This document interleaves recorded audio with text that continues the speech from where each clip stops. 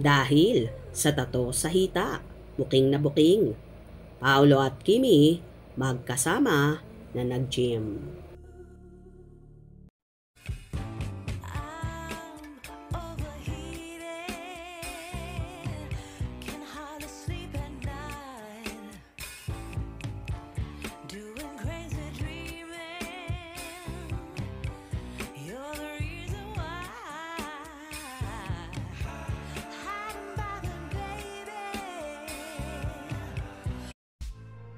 Nagbahagi nga ang TV host, actress at multimedia idol na si Kim Chiu sa kanyang Instagram ng video kung saan siya ay nag-gym. Ayon pa nga sa naging caption ni Chinita Princess, "That feeling when you showed up for yourself. 4-4, strength and conditioning done this week. Keep showing up your strongest self. It's just getting started. Have a great weekend at the Green Method."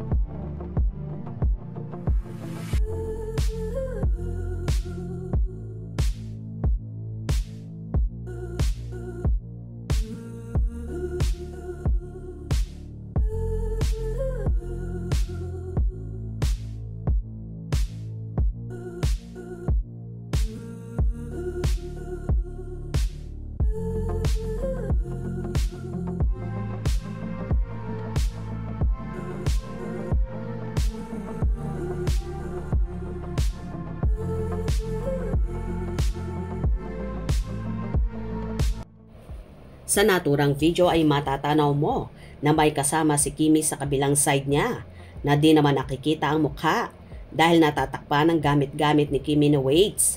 Pero malalakas talaga ang mga mata ng Kim Pao Soko team.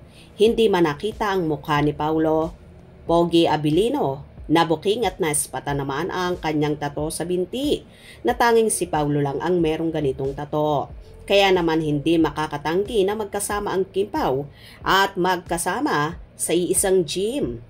Well, hindi naman bago ito dahil i-expect na natin na sa tuwing mag-gym at magja-jogging ang dalaga ay kasama niya ang kanyang bodyguard jowa na si Paolo Abilino. Siyempre, bantay sarado talaga ng aktor ang dalaga dahil mahirap nang masulot ng iba. At saka sa tuwing may ganitong routine sila, iisa ang ginagamit nilang sasakyan. At ito'y car ni Paolo na for sure hatid sundo si Kimi sa bahay nila. At saka, mas mabilis ding makapunta si Chinita Princess sa bahay ni Paolo na malimit daw na ispatan sa bahay ng aktor after nga ng pag-workout or ng pag-jogging ayon sa kapitbahay ng aktor. Kahit anong tago pa ni Paolo, mahuhuli ka pa rin ng Soko team ng Kim Pao. Kaya, wag nang magtago. Makita lang kayo ng Kim Paulaja na magkasama ni Kimi.